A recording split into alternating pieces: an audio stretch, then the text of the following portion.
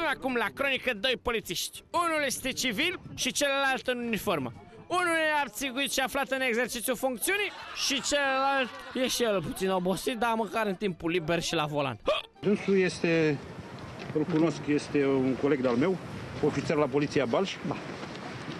Nu știu, a băut, a consumat alcool. Da, o să facem ce... Ați consumat alcool? Mergem la sânge, nu am consumat niciun alcool și mergem la... În ce calitate mă verificați dumneavoastră? Ai apel la 112? Sunt ofițer superior, îl anunțăm șeful poliției. Păi acum aia va eu, lăsați că l-anunț eu. Nu accept nicio fiolă, fiindcă nu mai e...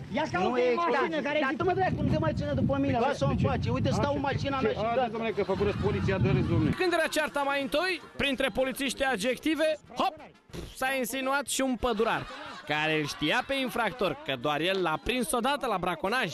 Cunosc, da, braconari, branconier. A fost înainte. Nu e polițist?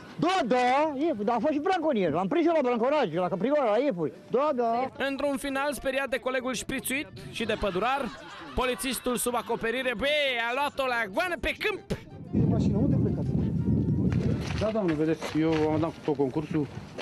A doua zi s-a prezentat la serviciu ca și cum nimic nu s-ar fi întâmplat. Ba mai mult, avea și ceva explicații pentru fuga rușinoasă. Am plecat datorită că am considerat că viața mea a fost pusă în pericol. Da. La acel bărbat cu mustață nu spunea braconerule, o să te termen, o să te omor, o să... Era un bărbat de 1,5 m. Dar nu contează înălțimea, doamnă, buturuga mică poate răsturna carul mare.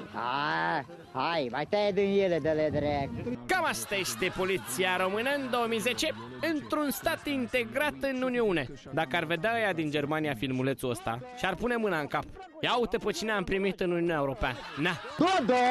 Da, a fost și branconier. L-am prins eu la branconaj, la caprigoară, la iepuri. Da.